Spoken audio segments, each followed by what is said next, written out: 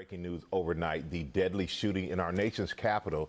Two Israeli embassy staffers, a young couple, killed last night while leaving an event at the Capitol Jewish Museum. A suspect is in custody. Our Chief Justice correspondent, Pierre Thomas, is on the scene. And Pierre, law enforcement sources are telling you that this has triggered an increase in security around the country. Good morning. It has, Michael. Good morning.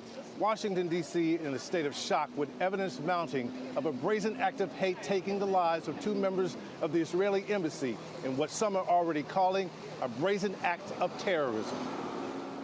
Overnight, shots outside the Capitol Jewish Museum near the FBI's Washington, D.C. field office, killing a young couple with plans to marry, Yaron Lashinsky and his girlfriend, Sarah Milgram. The Israeli ambassador near tears while talking about them. The couple that was gunned down tonight in the name of Free Palestine. It's a young couple about to be engaged. The young man purchased a ring this week with the intention of proposing to his girlfriend next week in Jerusalem. Kennedy versus 1 and 2, response for an active shooter. The young couple gunned down at close range after leaving a celebration of young Jewish diplomats. The suspect was observed pacing back and forth outside of the museum. He approached a group of 4 people, produced a handgun, and opened fire, striking both of our decedents.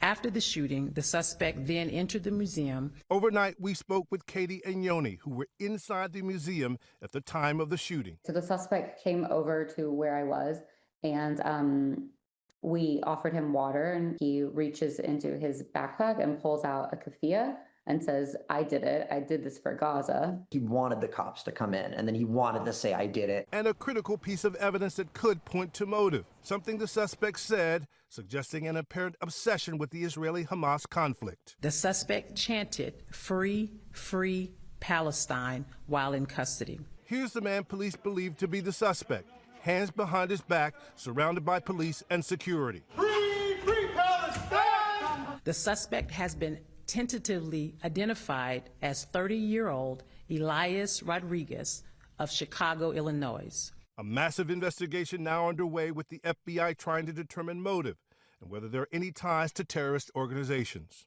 Israeli Prime Minister Benjamin Netanyahu's office saying he's shocked by the horrific anti-Semitic murder. The Attorney General, FBI Director, and President Trump all responding overnight. The tragedy is a painful reminder that the nation remains in a dangerous threat environment. And we're just in of a security incident at CIA headquarters. Sources telling ABC News that someone apparently rammed a gate at the facility and was shot by security. Breaking news overnight, the deadly shooting in our nation's capital. Two Israeli